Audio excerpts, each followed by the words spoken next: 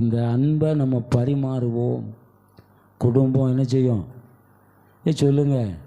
அடுத்த முறை வரும்பவங்களுக்கு சாட்சி சொல்லணும். ஐயா இப்படியெல்லாம் கோபப்பட்டுட்டு தான் வந்தேன் வீட்டுக்காரர்கிட்ட. வீட்டுக்காரர் மேலே எரிச்சலாக தான் இருக்கார். பார்த்த உடனே கோபமாக இருக்குய்யா. ஏன்னா அவர் எரிச்சல் மூட்டிகிட்டு இருக்காரு. அவர் உங்களுக்கு நல்லது செய்யலை, எரிச்சல் மூட்டிகிட்டு தான் இருக்கார். ஆனால் நம்ம எரிச்சல் என்ன செய்யக்கூடாது? அடையக்கூடாது. சகிப்புத்தன்மை வேணும். என்ன வேணும்? பொறுமை. அதுக்கு என்ன பேர் வச்சுருக்கு? ஆவிங்கனிகள் 9. அதில் எல்லாம் சிங்கிளாக சொல்லுவாங்க. அன்பு, சந்தோஷம், சமாதானம். ஆனால் பொறுமைக்கு மட்டும் என்னதான்? நீடிய பொறுமை. ஏன்னா பொறுமை இருக்குது, நீடிய பொறுமை இல்லை. பொறுத்தது போதும், பொங்கி எழுநீர் சில நேரத்தில் எழுந்துறதும் வீதிக்கே வந்துடுது. ஒரு ஆள் கேட்டுட்டா காலம்பூரா அவங்கள சொல்லி காமிப்பாங்க. இப்போ பிரசங்கம் பண்ணுதா, ஊழியம் செய்தா, என்ன கோபப்படுதா, சோத்திரம். அப்போ அமைதி காக்கணும், பொறுமையாக இருக்கணும். ஊழியத்தின் பாதையில் சில பெண்களை வல்லமையாக எடுத்து பயன்படுத்துவார். ஒரு சிஎஸ் சபையில் ஊரை சொன்ன போய் கேட்டுட்டு நிற்பேன். நீங்கள் அந்த 7 வசனம் பேசும்போது ஒரு ஆசிரியர், அவருக்கு வசனம் என்ன கொடுத்துருக்கு? சீசனே இதோ உன் தாய், தாயை பார்த்து இதோ உன் மகன். இப்படி எழும்பி பேசினார் பாருங்க. மகனேன்ட்டு அவங்க அம்மா எழுதிட்டு, சபை நடுவ, பெரிய சபை, 500-600 பேர் இருக்கக்கூடிய சபை. அவர் மகனே, ஆண்டவர் சீசனுக்கு அவளை கொடுத்தாரு, ஒன்று எனக்கு என்னன்னு மறந்துட்டிய பாயிண்ட். சபையில் எப்படி இருக்கும் அவருக்கு? ஒரு ஆசிரியர் கூனி குறுகி போயிட்டார். அவர் சொன்னார், அத்தனை பேர் மத்தியில் எங்கள் அம்மா எழுந்து சொன்னதுனால நான் அன்றைக்கி மனம் திரும்பிட்டேன் ஐயா, மனம் திரும்பிட்டேன். எது நடக்கிறதோ அது நன்மைக்கு எதுவாய் நடக்கிறது. எது சம்பவிக்கிறதோ அது நமக்கு நன்மை. நம்ம தேவ பிள்ளைகளாக இருந்தால் அது நன்மை தான். யோசேப்பை பிடிச்சி என்ன செய்யிட்டான்? குழிக்குள்ளே போட்டு அவனே தூக்கான், விற்றான், அங்கங்கே பந்தாடிட்டாங்க. என்ன செய்தாங்க? பந்தாடிட்டாங்க. தரிசனம், சூப்பர் தரிசனம். சும்மாயா இருக்கப்படாதா? அப்பா அப்பாட்டையும் சொன்னால், அண்ணன் தம்பிட்டு சொன்னால், அவங்க சொல்லிட்டான் தரிசனம் எப்படி நிறைவேறுகிறது பார்ப்போம். பந்தாடினார்கள். ஆனால் எல்லாத்துலேயும் பொறுமையாக இருந்தாங்க. கடைசியில் வெற்றி கிடைச்சா கிடைக்கலையா? அவனுக்கு கொடுக்கப்பட்ட தரிசனத்தை நிறைவேற்றினார். இப்போ நம்ம ஆண்டவர்கிட்ட ஒரு பொருத்தனை பண்ணிட்டோமா, ஆண்டவர்கிட்ட ஒப்பு கொடுத்துட்டோமா, நம்ம என்ன செய்யணும்? நிறைவேற்றுவாருங்கிற நம்பிக்கையோடு நம்ம இருக்கணும்.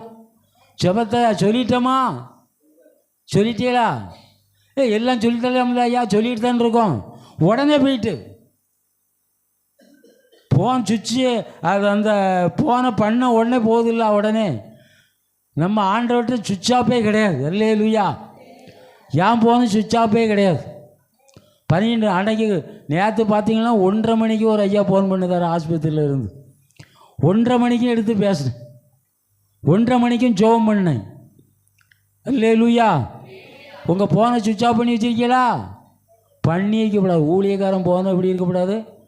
ஒருவேளை செவியை சுவிட்ச் ஆஃப் பண்ணி வச்சுருப்பா தூக்கத்தில், அதை திறக்க முடியாது, அதை அடிச்சுக்கிட்டே போகும், கேட்காது. ஆனால் செவி திறந்து வச்சுக்கிட்டு சுவிட்ச் ஆஃபை என்ன செய்யணும்? நீக்கிடணும். எப்போதும் ஆல்ரெடி எனி டைம். ஊழியத்துக்கு ஒப்பு கொடுத்தாச்சா? ஊழியத்துக்கு ஒப்பு கொடுத்தாச்சா? பிறருக்காகவே என்ன செய்யணும்? வாழணும். ஆமாம். தந்தாலும் சரி, தராட்டாலும் சரி, பட்னி போட்டாலும் சரி, கேட்டாலும் சரி, கேட்காட்டாலும் சரி, அவருக்காக எதையாவது என்ன செய்துக்கிட பணி செய்து கிடக்கணும். ஏதாவது ஒன்று செய்துக்கிட்டு இருக்கணும். ஒன்று பைபிள் வாசிக்கணும், அல்லது ஜெபம் பண்ணணும், அல்லது ஏதாவது வார்த்தையை பேசணும். இந்த திண்ணையில் உட்காருது, அடுத்த வீட்டில் போய் உட்காருது, அங்கங்கே ஊர் கதை பேசுது.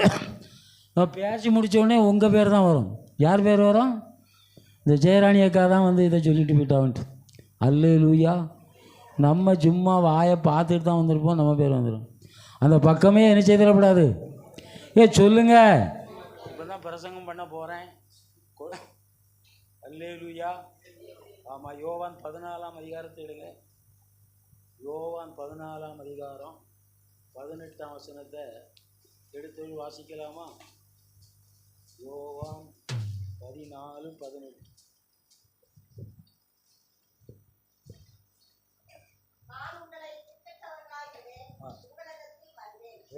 வருகிறேன். சோத்திரம். நான் உங்களை, ஆண்டவருடைய வாக்குத்தத்த வார்த்தை இந்த வருஷத்தின் பாதி மாதத்துக்குள்ளே நம்ம வந்து நிற்கும். எங்கே நிற்கும்?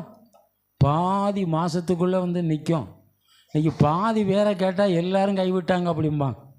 பவுல் சொல்லுகிறார், கடைசி காலத்தில் எல்லாரும் என்ன செய்துட்டாங்க? கைவிட்டு விட்டார்கள்.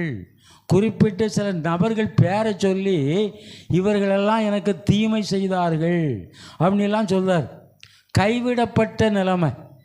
சீசர்களுக்கு சொல்லுகிறார், நான் உங்களை திக்கற்றவர்களாகிவிடேன். எல்லாம் சீசர்களை சொல்லிட்டு முடிக்கும்போது சொல்லுவார், உங்களுக்கு சொல்லுகிறதை எல்லாருக்கும் சொல்லுகிறேன்.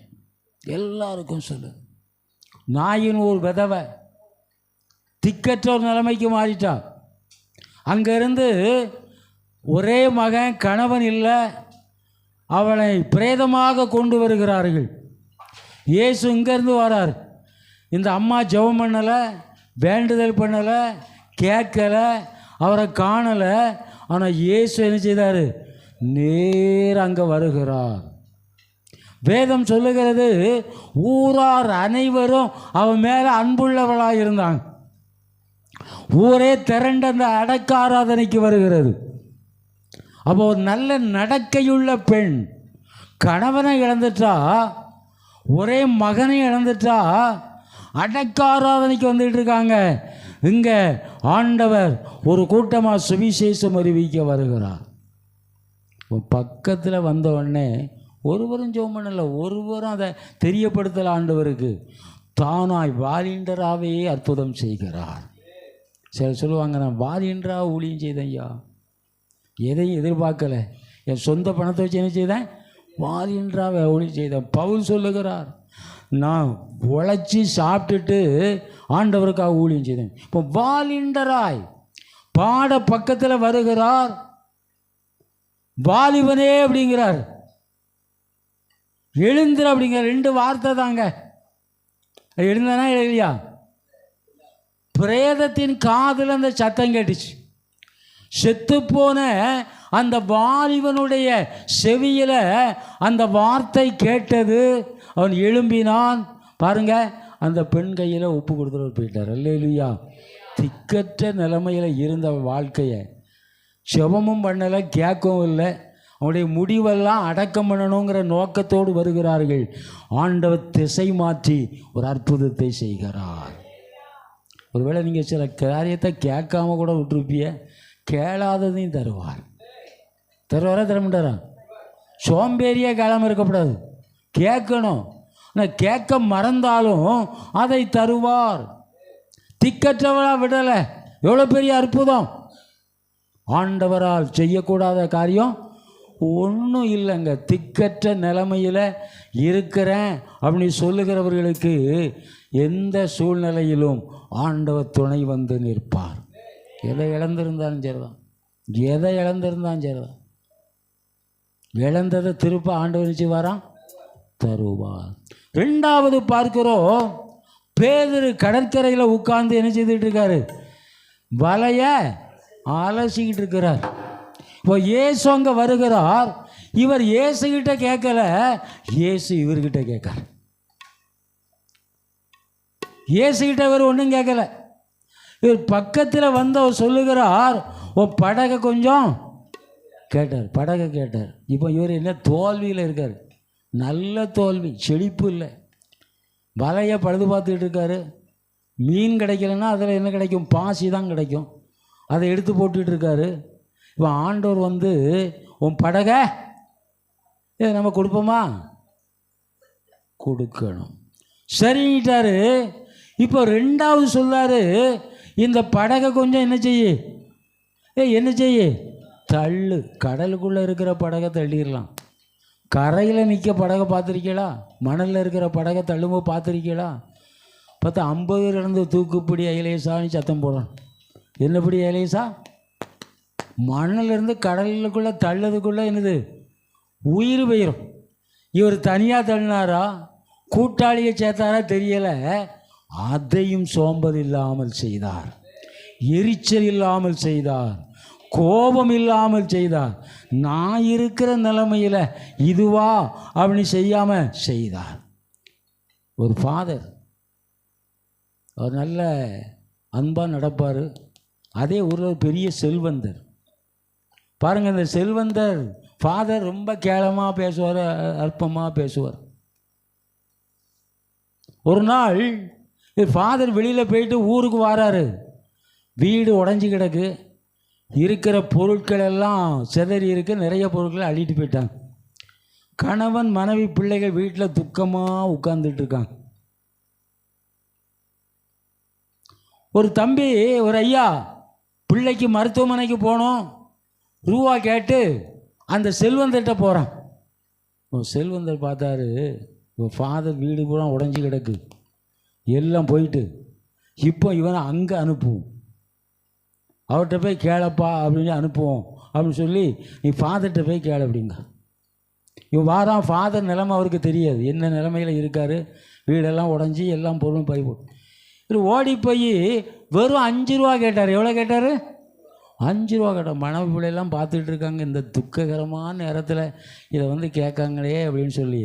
இவர் பையன் பார்த்தாரு, பையில் இருக்க ரூபாய் எடுத்து கையில் கொடுத்து போப்பா அப்படின்ட்டார். இந்த செல்வந்தர் பார்த்தாரு, அவன் வரும்போது, எப்பா நீ ஃபாதர்கிட்ட போனியா, காசு தந்தாரா? ஆமாம் ஐயா, கொஞ்சம் தந்தார். செல்வந்தர் அதிர்ந்து போனார். அவர் அற்பமாக நினைத்தவர், தவறாக நினச்சவர், இந்த நெருக்கடியிலும் இந்த உதவி செய்திருக்கிறாரே, எவ்வளவு அற்பமாக நம்ம நினச்சிட்டோம் அப்படின்னு சொல்லி இவர் நேராக ஃபாதர் வீட்டுக்கு போனார். ஃபாதர் கையை பிடிச்சிட்டு, ஃபாதர் உங்களை எவ்வளவோ தப்பாக பேசியிருக்கேன், தவறாக பேசியிருக்கிறேன். இந்த நெருக்கடி நேரத்தில் அந்த பையன் என்கிட்ட வந்தால் உங்கள்கிட்ட அனுப்பினேன், இந்த நேரத்திலும் காசு கொடுத்து அனுப்பிங்களே அப்படின்னு சொல்லிட்டு, உங்கள் பொருளில் எதெல்லாம் இழந்தீங்களோ அதையெல்லாம் நான் வாங்கி தந்துடுறேன் அப்படின்னு சொல்லி எல்லாத்தையும் வாங்கி கொடுத்துட்டேன்.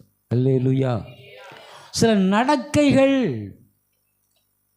மனுஷர் உங்கள் நற்கிரியைகளை கண்டு பரலோகத்தில் இருக்கிற பிதாவை மகிமைப்படுத்தும்படிக்கு உங்கள் வெளிச்சம் அவர்களுக்கு முன்பாக பிரகாசிக்க கடவது. ஒரு மனுஷன் சொன்னான், திணைத்துணை உதவி பெறினும் சான்றோரதை பனைத்துணையாக கொள்வாராம். சின்ன உதவி, ஆனால் செய்த நேரம் பாருங்கள், அது ரொம்ப வித்தியாசமாக. உன் பேதர் 2 காரியம், படகை தாப்பாங்காரு, தள்ளுப்பாங்காரு. இப்போ அதில் என்ன ஆண்டு நினைச்சிட்டாரு? பிரசங்கிக்கிறார், மக்களுக்கு பிரசங்கம் நடக்கு. இப்போ முடித்தம் வரைக்கும் பேத அங்கே தான் நிற்கான். இப்போ அவரை பார்த்து இப்போ அவனுக்கு ஒரு ஆலோசனை கொடுக்குறார். முதல்ல கேட்டார், இப்போ அவனுக்கு கொடுக்குறார். அவனை பார்த்து சொல்றாரு, நீ ஆழத்தில் கொண்டு போய் என்ன செய்ய, வலைய போடு. அவன் சொன்ன, ஆண்டவரே ராம் முழுவதும் என்ன செய்யிட்டேன், பிரயாசப்பட்டேன், கிடைக்கல.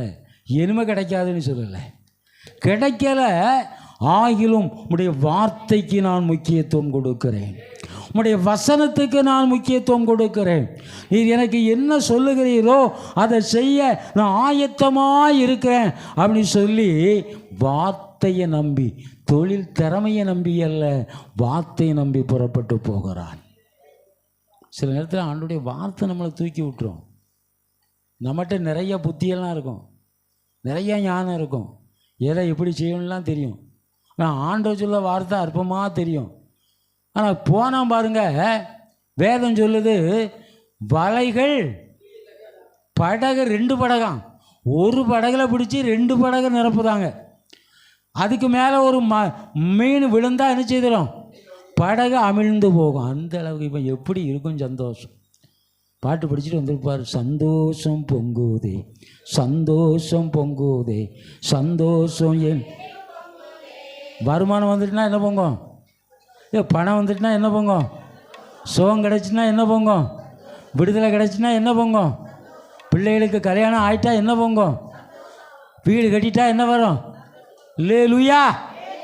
வரவு வரும்போது அவன் கற்பனையோடு வந்திருக்கலாம். மீனை விற்று என்ன பண்ண, என்ன செய்யணும்? ஆண்டவர் இன்னும் கரையில் தான் நிற்கார். அனுப்பிட்டு அவர் போயிருக்கலாம்ல, இன்னும் கரையில் நிற்கிறார். மீனோட உள்ள வாரான், திட்டத்தோடு உள்ள வாரான். ஆனால் ஆண்டவர் அவனை பார்த்து சொல்வார், என் பின்னால் வாப்பா. என்னது? என் பின்னால் வா. ரெண்டாவது சொல்லாரு, உன்னை யாராக்குவேன்?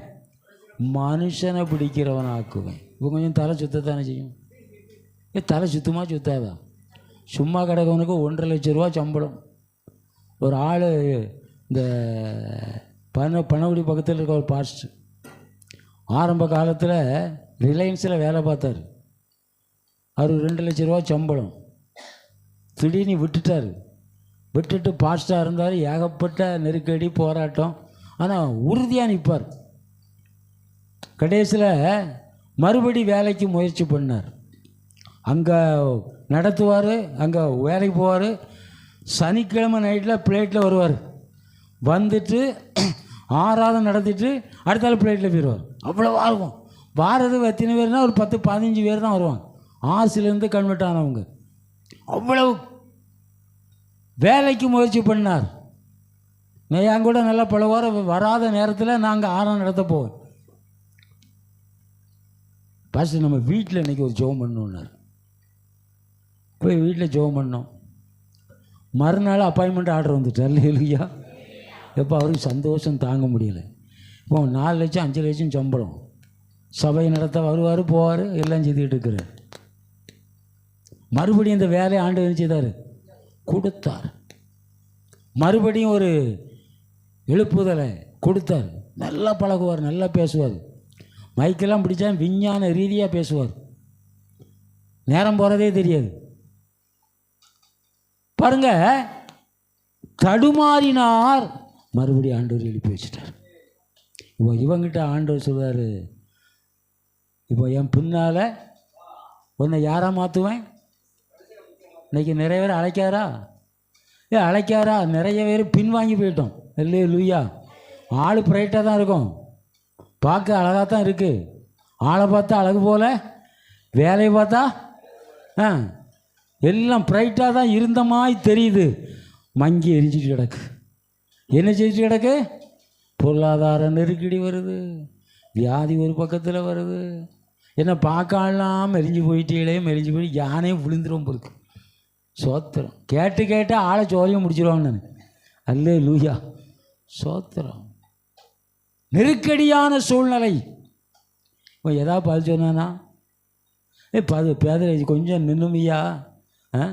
எலியா தீர்க்கது அபிஷேகம் பண்ண போகும்போது எலிசாவா எலியாவையா இப்போ 12 ஏறு பூட்டி போனோடனே கொஞ்சம் நின்னோம். நான் வீட்டில் போய் வீட்டுக்காரியத்தை ஒழுதுபடுத்திட்டு வந்ததுன்னா விட்டுட்டார். ஆனால் இவன் ஒன்றும் சொல்லுங்க. படகு அங்கே தான் கிடக்கு, வலை அங்கே தான் கிடக்கு, மீனும் அங்கே தான் கிடக்கு. அது செத்து நாரி போச்சா என்ன ஆச்சுன்னு தெரியலை. பின்னால் ஓடிட்டானே. பின்னால் ஓடிட்டான்.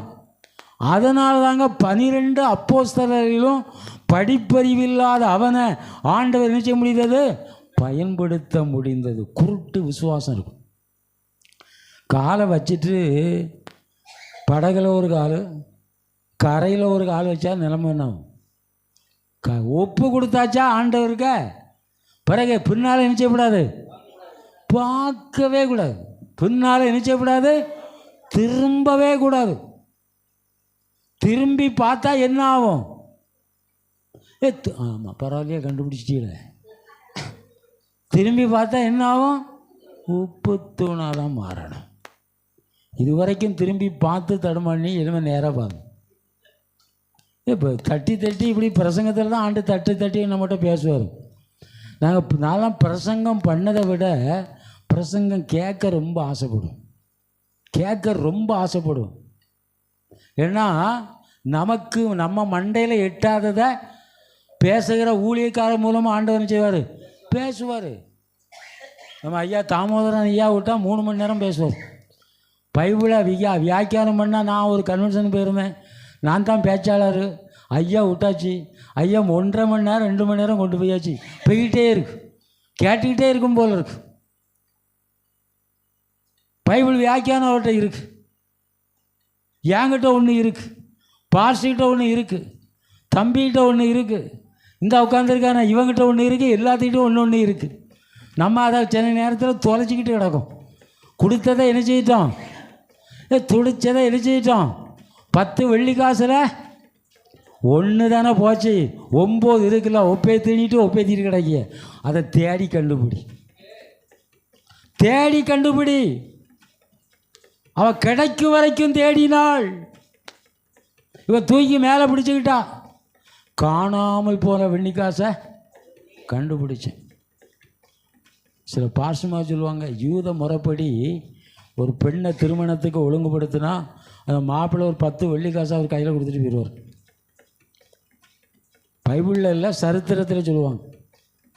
பிறகு திருமணத்தை அன்னைக்கு வந்தால் அந்த 10 வெள்ளிக்காசை என்ன செய்வார், ஏங்க ஒன்றை மட்டும் தொலைச்சிட்டேன்னா போயிட்டு உனக்கும் எனக்கும் என்ன இல்லை, திருமண உடன்படிக்கையே இல்லை. அவள் அதை பாதுகாத்தா தான் உடன்படிக்கை. நம்மகிட்ட கொடுத்துருக்கிறத சரியாக என்ன செய்யணும், பாதுகாக்கணும், பயன்படுத்தணும். குடும்பத்தை தந்திருக்காரா, சபையை தந்திருக்காரா, ஒரு குழந்தைகளை தந்திருக்காரா, அதை சரியாக நம்ம பயன்படுத்தும் போது ஆண்டவர் நம்ம என்ன செய்வார் சொல்லுங்கள், சிறப்பாக நடத்துவார், சிறப்பாக நடத்துவார்.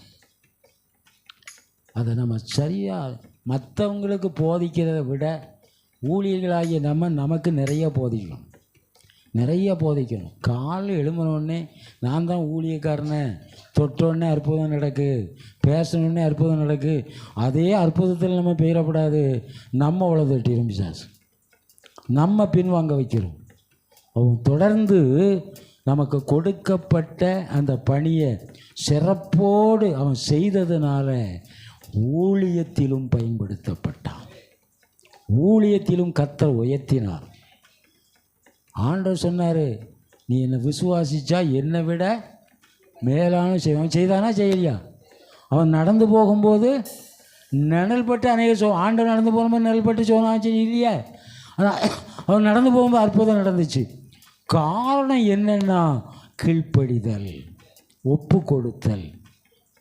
ஆண்டவர்கிட்ட முற்றிலும் அர்ப்பணிச்சுட்டு ஏதாவது நடக்கும். ஏனைக்கு கோணம் நடந்த மாதிரி இருக்கும், நம்ம குடும்பத்துக்குள்ளே எதிர்மறையாக நடந்த மாதிரி இருக்கும். எனக்கு ஒரு பையனை கொடுத்துருக்காரு, மூத்த பையன், பாம்பேயில் இருக்கான், நல்ல சம்பாத்தியம்.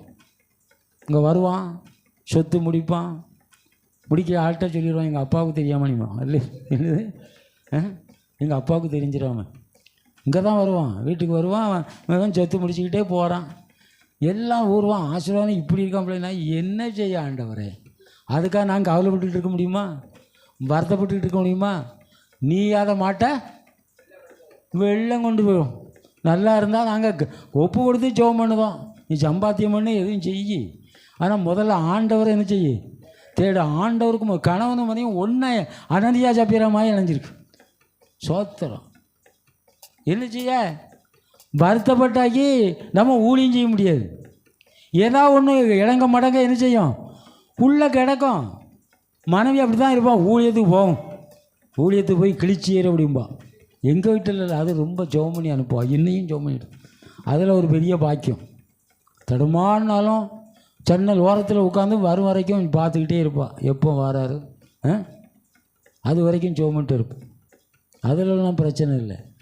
சில முள் கென்ட்ரிச் அப்படின்னு சொல்லி மாரநாதா பாஸ்டர், அவருக்கு எல்லா பையனும் நல்ல ஊழியம்.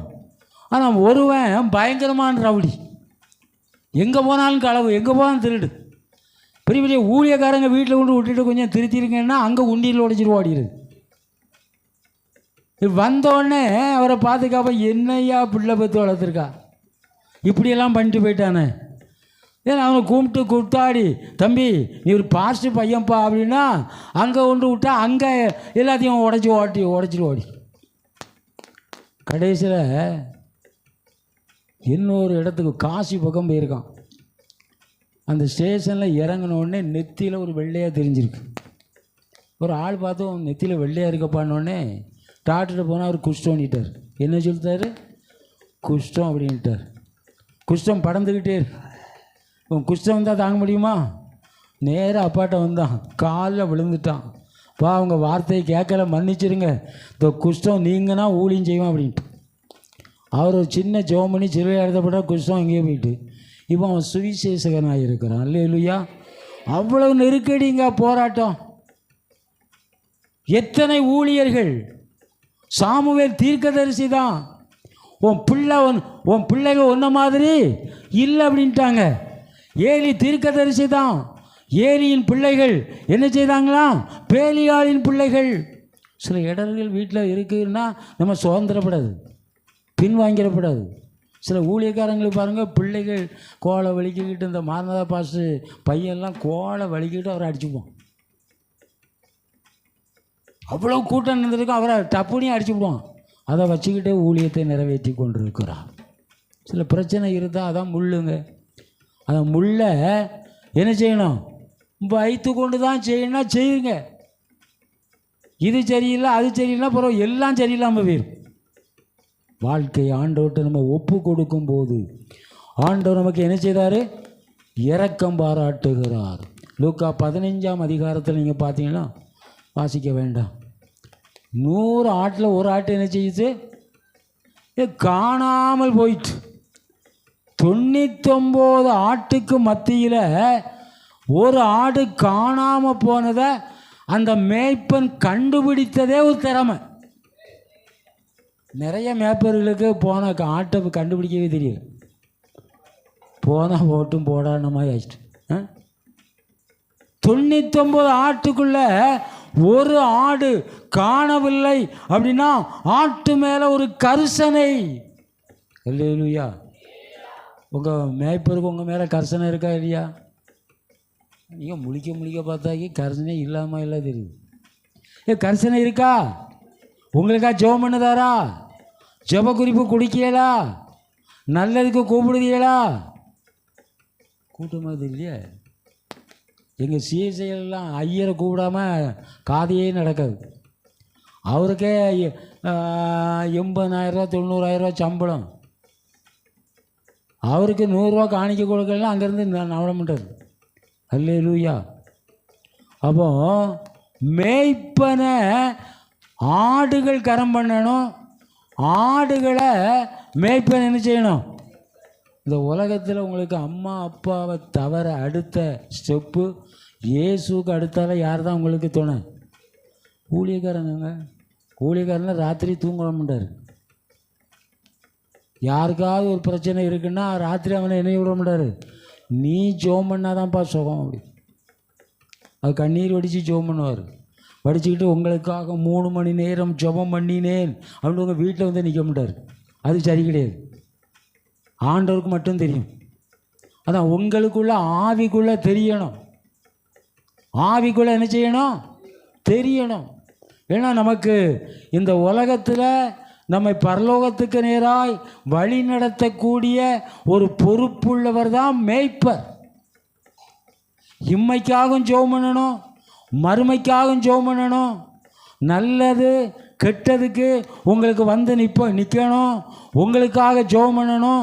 அந்த பொறுப்பை ஆண்டவர் கொடுத்து அந்த பொறுப்பை வகிக்கிற கைக்குள்ள கர்த்தர் உங்களை என்னையும் ஆடாக கொடுத்துருக்காரு. நம்ம யாருங்க? ஆமாம், ஆடு வளர்த்தா மயிர் கத்தரிப்பாங்க தெரியுமா? அது மயிர் கத்தரிச்சா அதுக்குள்ளே கிரையும் யாருக்கு கிடைக்கும்? ஆட்டு கிடைக்குமா? மேய்ப்பனுக்கு கிடைக்கணுமா? சத்தம் போட்டு சொல்லுங்கள். மேய்ப்பனுக்கு கிடைக்குமா கிடைக்காதா? சோத்திரம். இப்போ பெரிய வெளியே பாளையங்கோட்டையெல்லாம் பார்த்தீங்கன்னா விசுவாசிகளுக்கு கார் இருக்காது, மேய்ப்பருக்கு என்ன இருக்கும்? கார் இருக்கும். அவர் பங்களாவில் இருப்பார், அவர் நல்ல வீட்டில் இருப்பார். மக்கள் நினைப்பாங்க அவர் நல்லா இருந்தால் தான் நான் நல்லா இருக்க முடியும். நம்ம வழி நடத்துகிறவங்க ஆத்மாவுக்கு உத்தரவாதிகளாம். நல்லா கவனிச்சுக்கலாம். எந்த சபையில் இருக்கிறதோ எனக்கு தெரியாது. எந்த சபை சிஎஸ்ஐயாக இருக்கலாம், பெந்தைகோஸ்தையாக இருக்கலாம், அதில் ஆர்சியாக கூட இருக்கலாம். ஆர்சியெல்லாம் ஒரேடியாக மட்டம் தட்டப்படாது. அல்லேலூயா. அங்கேயும் பரிசுத்தவான்கள் இருக்காங்க, பரிசுவாட்டிகள் இருக்காங்க, மரியாதை வழங்காதவங்கெல்லாம் இருக்காங்க. அங்கேயும் சத்தியம் போதிக்கப்படுகிறது. அவன் வார்த்தை பாருங்க, ஆடு தொலைஞ்சு போன ஆட்டை அவர் என்ன செய்தார்? கண்டுபிடித்தார். ஒரு காட்டை காணலை. அவன் தேடுகிறார், தேடி போகிறாரு. ஆடு மேய்ப்பன் கையில் அகப்படலைன்னு வச்சுக்கிடுங்க, ஆட்டுக்கு என்ன நிலைமை ஏற்பட்டிருக்கும்? கல்லெறிப்பட்டிருக்கும், கம்படிப்பட்டிருக்கும், இல்லை காட்டு மிருகங்கள் என்ன செய்திடும்? பீறி போட்டிருக்கும். அதுக்கு முன்னால் ஓடி தேடி கண்டுபிடிச்சி ஆட்டை இப்போ எங்கே கொண்டு வராரு? தோளுக்கு கொண்டு வந்தாச்சு. தப்பி போன ஆடு இப்போ எங்கே நிற்கி? 99 ஆட்டுக்கும் கிடைக்காத ஒரு சாக்கியம் தொலைந்து போன ஆடு இப்போ மேய்ப்பனுடைய தோளில் இருக்குங்க. காணாமல் போன ஆட்டை கண்டுபிடிச்சேன், என்னோடு கூட என்ன செய்யுங்க? சந்தோஷப்படுங்க அப்படின்னு சொல்லி பலர்கிட்ட சொல்லி பாராட்டக்கூடிய அளவுக்கு அந்த மேய்ப்பன் இருந்தான். இந்த ஆடும் அகப்பட்டுச்சு. அது ஆசீர்வாதமாக இருந்தது. அது ஆசீர்வாதம். திக்கற்ற ஆடாக போகலை. ஆடுகள் நல்லா இருந்தால் ஒரு பாஸ்டர் திக்கற்றவராக போக மாட்டார், கடன் வாங்க மாட்டார். அல்லேலூயா.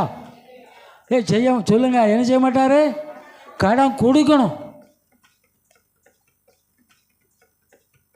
ஆடும் சரியாக இருக்கணும், மேய்ப்பர்களும் கவனம் உள்ளவர்களாக இருக்கணும். தேடி கண்டுபிடிச்சி தோளில் போட்டுட்டு 4 சாத்துனாரா? இல்லை 4 அடி அடித்தாரா? சரி, மாட்டை போட்டு மிதிப்பாங்க. அடியாத மாடு பணியாதும்பாங்க. இந்த வண்டி ஓட்டுறவங்களுக்கு தெரியும், மாட்டு வண்டி ஓட்டுறவங்களுக்கு. சில மாட்டை என்ன அடித்தாலும் ஓடாது, மெதுவாக தான் போகும். ஒரு சாட்டக்கம்பு வச்சுருப்பான், சாட்டம்பு வச்சு ஒரு விளாசு அடிப்பாங்க, அப்பமும் மெதுவாக தான் போகும். பிறகு இந்த கம்பை மாற்றி வச்சுட்டு விழாவில் குத்துவான். சில மாடு ஓடிடும், சில ஓடாது. அந்த மாட்டை ஓட்டி என்ன செய்வது தெரியுமா? வாலை முறுக்கிக்கிட்டு வாலில் ஒரு கடி, அப்பமாவது கிளம்புதான்னா கடி குடித்தாலும் எழும்பாது. சில மாடு என்ன செய்யும்? அழகா சொல்லும், படுத்துக்கிடும். மாட்டை அவுத்து விட்டுட்டு அடித்து நொறுக்கி பார்த்தாலும் போகுதுன்னா இது எதுக்கு உதவும்? அடி மாட்டுக்கு தட்டி விட்டுருவாங்க. நம்ம ஆண்டவர்கிட்ட சரியாக இல்லைன்னா, சரியான பாதையில் போகலைன்னா கிளிப்பிள்ளைக்கு சொன்ன மாதிரி சொல்லுவார். எப்படி சொல்லுவார்? சொல்லுங்கள். கிளிப்பிள்ளைக்கு சொன்ன மாதிரி சொல்லுவார். அதுவும் கேட்கலன்னா பெரம்ப கையாடுவார். பெரம்புக்கும் படியலைன்னா கோபாக்கினைக்கு நம்ம ஆளாயிரும். தேவ கோபத்துக்கு நம்ம ஆளாயிருவோம். ஆகவே ஆண்டவர் நமக்கு சொல்லுகிறது என்னென்னா, உங்களை என்ன செய்ய மாட்டேன், உங்களை என்ன செய்ய மாட்டேன், ஆமாம், திக்கற்றவர்களாய் விடேன்.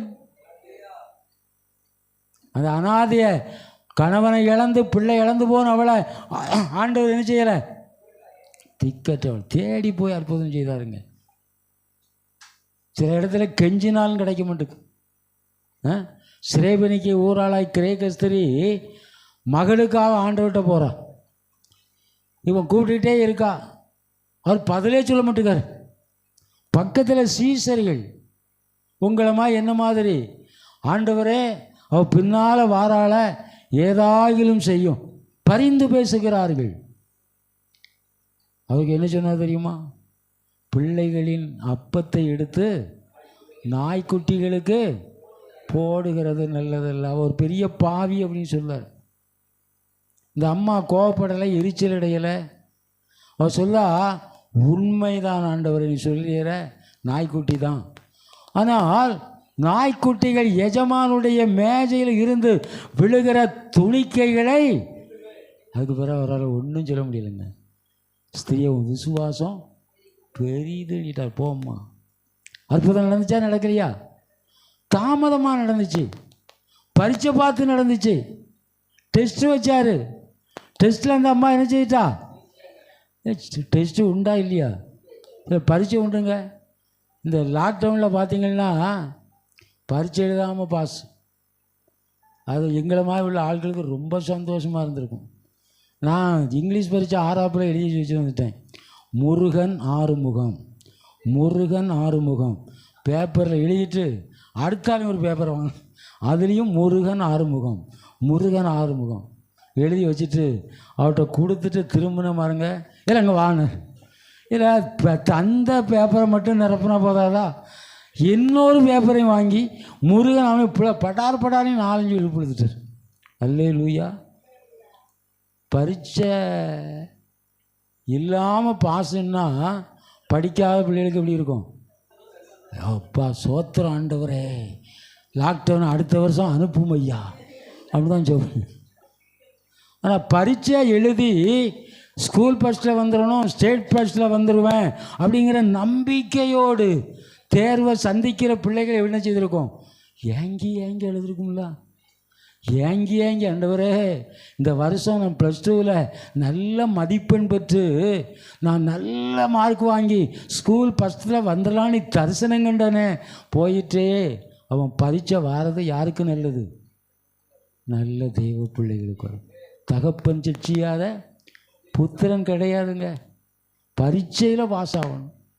ஆண்டு வைக்கிற பரீட்சையில் என்ன செய்யணும்? காப்பி அடிச்சிடக்கூடாது. அல்லேலூயா. பரீட்சையில் நல்லா அழகாக காப்பி அடிப்பான். சோத்திரம் பிட்டு கொண்டு போகிறது வேண்டாம் வேண்டாம். ஆண்டவர் கொடுக்குற பரீட்சை, ஆண்டவர் நமக்கு தருகிற சில காரியங்களையும் சாப்பாடு வந்துயா அப்படி சரியாக போச்சு. முதல்ல சொல்லப்படாதா? சோத்திரம். அந்த பரீட்சையில் நம்ம என்ன செய்யணும்? வெற்றி பெறணும். பரீட்சையில் ஜெயம் எடுக்கணும். எல்லாம் கொஞ்சம் கவனமாக கேட்கேன்னு நினைக்கேன்.